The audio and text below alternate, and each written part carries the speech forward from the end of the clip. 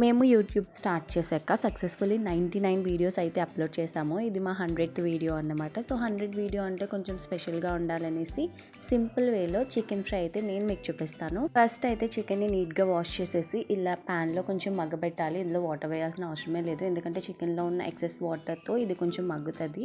So ఇలా మగ్గేంత వరకు కూడా ఆ ప్యాన్లో ఉంచేసుకోవడమే. అండ్ అందులోకి కొంచెం పసుపు యాడ్ చేసుకోవాలి. అది బాగా మగ్గిన తర్వాత ఇందులోకి నెక్స్ట్ అల్లం వెల్లుల్లి పేస్ట్ యాడ్ చేసుకుని మంచిగా కలిపేసుకోవడమే. ఈ వాటర్ అంతా కూడా బాగా దగ్గరకు వచ్చేంత వరకు అయితే మనం మగ్గబెట్టుకోవాలి. నెక్స్ట్ ఇందులోకి కొంచెం కారం యాడ్ చేసుకోవాలి. ఈ కారం మొత్తం స్ప్రెడ్ అయ్యేంత వరకు కూడా చక్కగా కలిపేసుకోవాలి లో ఫ్లేమ్లోని. నెక్స్ట్ ఇందులోకి కొంచెం చికెన్ మసాలా యాడ్ చేసుకొని కొంచెం దగ్గర పడేంత వరకు ఉంచుకొని నెక్స్ట్ ఇందులో ఫైనల్గా కొత్తిమీర అండ్ కరివేపాకు యాడ్ చేసేసుకోవడమే. ఇది మంచిగా కలిపేసుకుంటే తక్కువ టైంలో టేస్టీ చికెన్ ఫ్రై అయితే రెడీ అయిపోతుంది. మీరు కూడా ట్రై చేయండి. నచ్చితే ప్లీజ్ సబ్స్క్రైబ్.